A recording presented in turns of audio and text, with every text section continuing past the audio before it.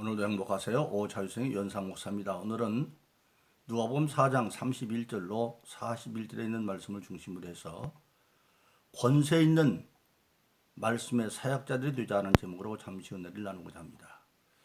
오늘 여러분들 예수 믿는 모든 신앙인들은 궁극적으로 하나님에 대한 절대 믿음으로 예수님의 이름으로 예수님처럼 하나님의 뜻을 이 땅에 이루기 위해서 사는 사람들입니다.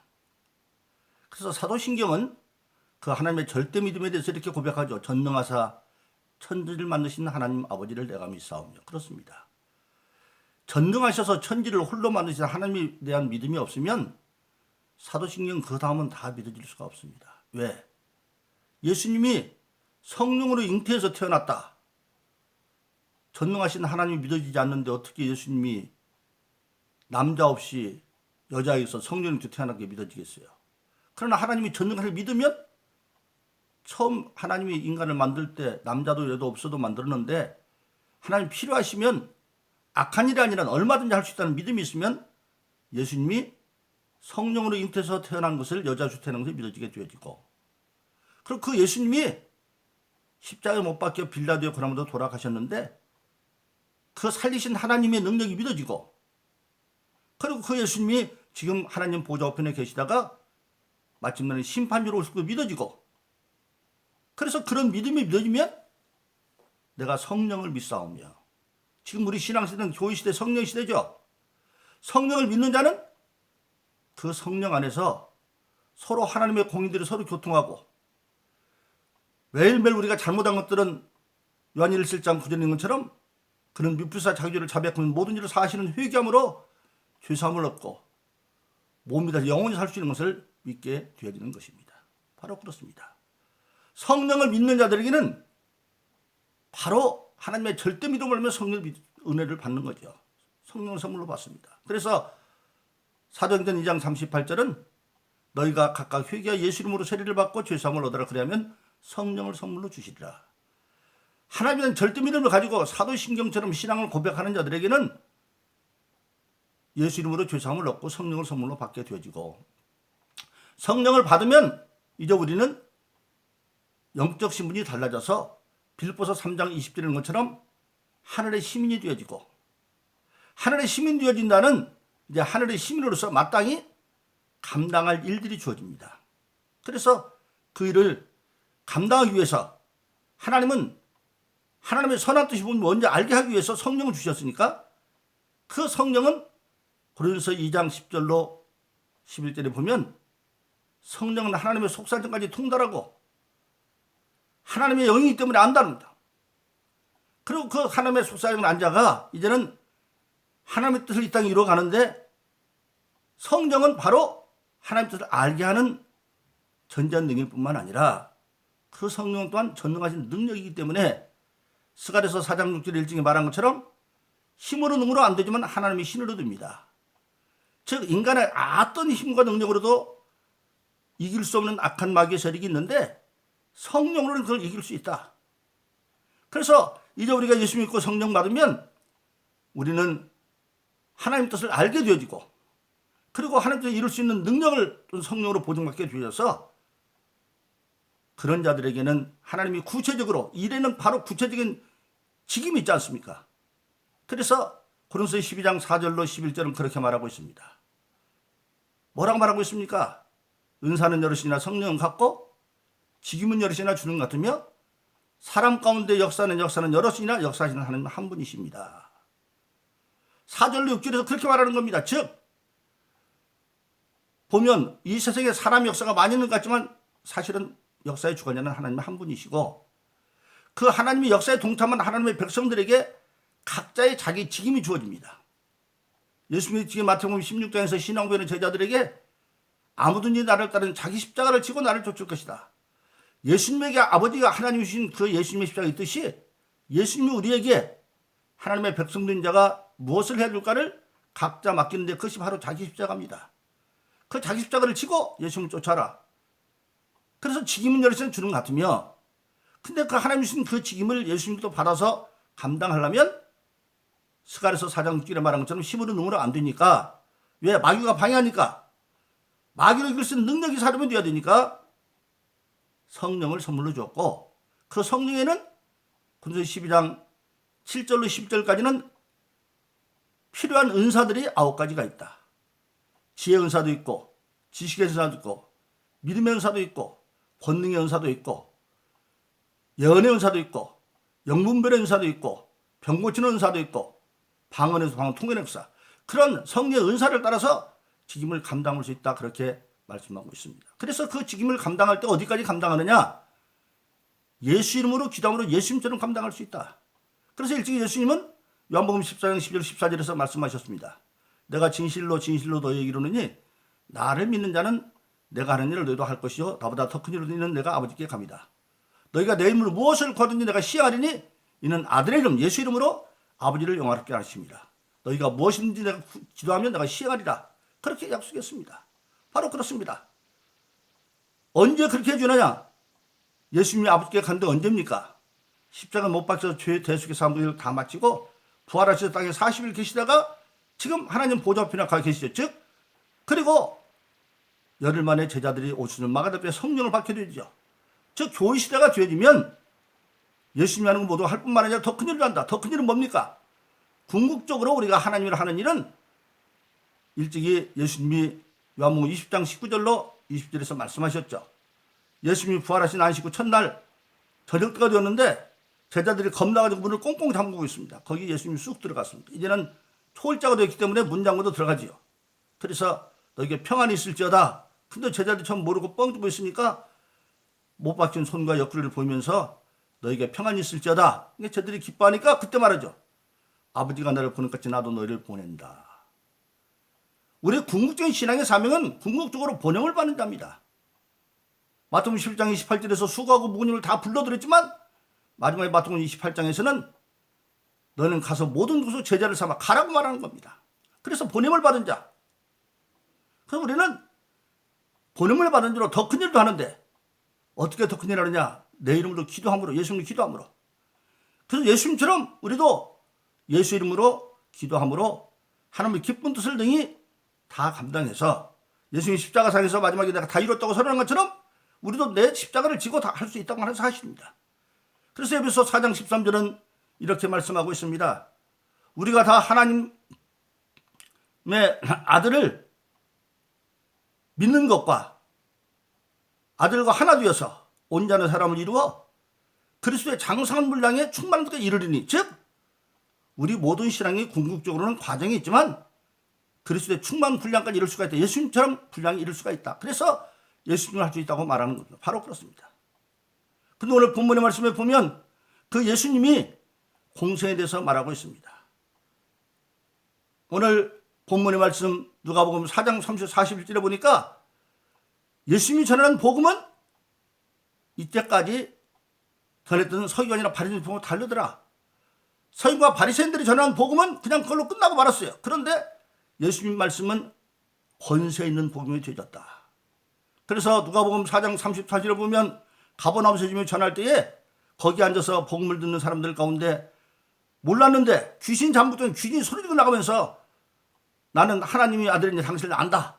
예수님이 꾸짖어서 쫓아내기도 하고, 그리고 해질 모르게 베드로의 장모 10병도 꾸짖어서 고치고, 그리고 그 많은 병자들과 귀신동지가 그 병자를 일일이 안수해서 고치고, 그리고 바로 뭡니까? 이제 귀신을 쫓아서 고치니까 거기 있는 사람들이 다 그렇게 말하는 겁니다. 이건 서기관이나 바리새인들과 다르지 않느냐? 그래서 그 예수님의 복음을 권능과 바로 뭡니까?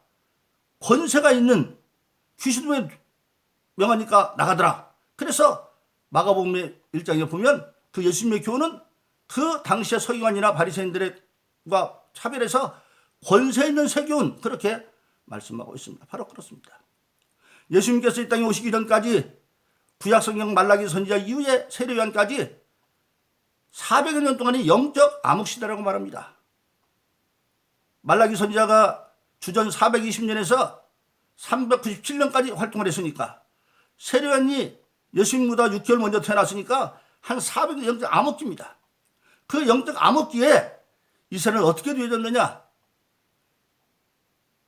마치 입만 모으면 무화 하나 모아 주님 준 것처럼 종교적인 실권은 대사관의 사두개인들이 잡고 있었는데 그들은 부활이 없다고 생각을 하고 하나님은 인정했지만 부활은 없고 내세는 없고 그러면 하나님 축복은 뭐냐?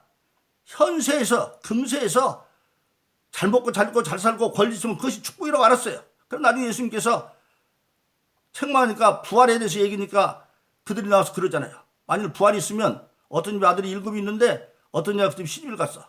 쳐다들고 살았는데 쭉 아들을 못 낳고 다 7이 죽었어. 그것이 바로 이스라엘의 계대 혼인법이죠.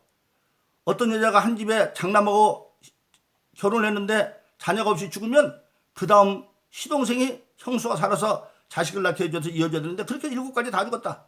그러면 아들 못 낳고 죽었으면 여자는 하나인데 남편은 7 누구 하는 남편이냐? 그러니까 예수님이 네가 오해했다. 그날은 시집도 장가 안 간다. 그렇습니다. 우리 인간의 육신이 있는 동안에는 하나님이 천지 만물을 창조하시고 인간은 똑같은 생육하고 번성하고 충만하는 말씀을 이루어가는 것이지 우리가 육신이 끝나고 땅으로 갈 때는 그건 필요가 없어요. 바로 그렇습니다. 그런데 그렇게 사두개인들은 그래서 땅에서 축복이 추운 줄 알았고 그리고 바리새인들이 하나님의 말씀을 가르쳤지만 그들에게는 입만무성문처럼 말씀이 능력과 표적으로 나타나지 않아서 정말로 허울뿐인 믿음 그렇게 되었습니다. 마치 우리가 안타까운 것은 요한계시록에 아시아 7교회 라오디게아 교회가 마지막 종말의 교회라고도 말하는데 라오디게아가 그랬습니다. 뜨겁지도 않고 차지도 않고 미적지근해가지고 예수님이 퇴어버리겠다. 교회 예배 듣고 오는 형식이 있는데 이미 교회에서 성령의 역사가 사라져버려가는 그런 안타까운 것을 말하는데 그런 시대가 되었어요. 그런데 일찍이 이사야서 40장 3절에서 이사야는 예수님 오실 때 전에 광야에 외치는 자의 소리가 먼저 올 것이고 그리고 말라기는 말라기 4장 5절에서 6절에서 엘리야가 아방 시대에 죽지 않고 하늘로 올린 것 같은 그 엘리야 선지자가 이 땅에 와서 하나님의 마음을 자녀에게 돌이키고 자녀가 하나님의 마음으로 돌이킬까. 그래서 주의 길을 평탄케 올 거라고 말씀하고 있습니다. 그 예수님 오셨습니다.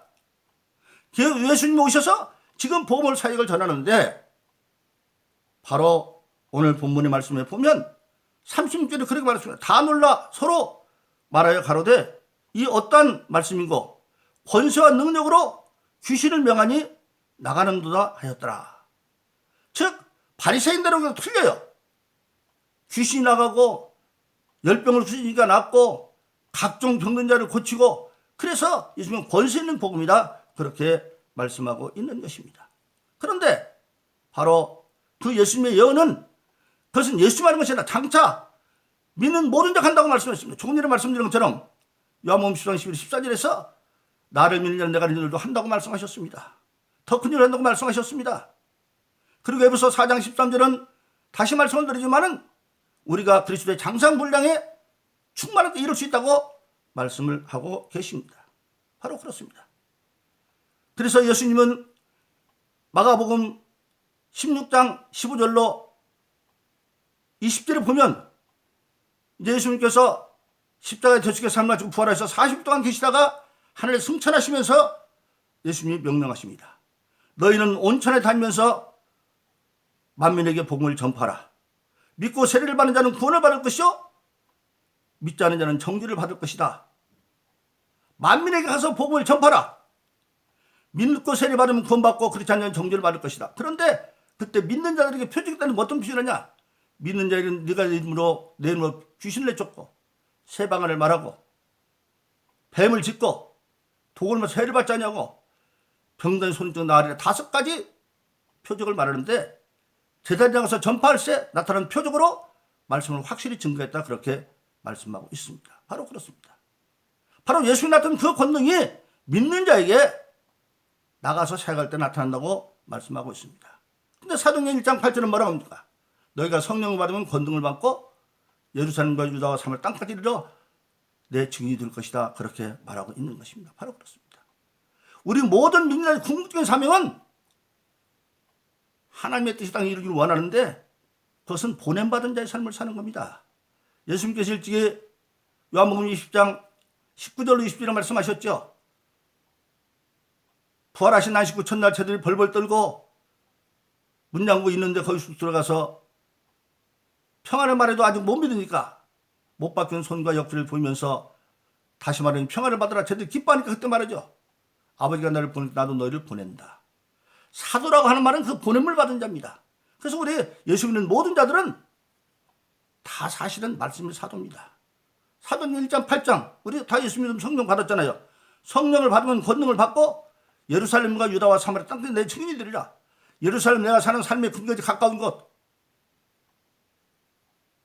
유다 우리나라를 비교한다면 남한 사마리아 북한 땅끝까지 세계까지 그래서 갈 수 있다고 하는 사실입니다. 그래서 오늘 저와 여러분들이 중요한 것은 바로 뭐냐. 궁극적으로 예수님은 마가복음 16장 15절로 20절에 말한 것처럼 마태복음 28장 18절에 또 말하죠. 18절 20절에 보면 이게 하늘과 땅의 권세를 나에게 주셨으니 너희는 가서 모든 족속으로 제자를 삼아 아버지 아들과 성령으로 세례를 주고 가르쳐 지키게 하라.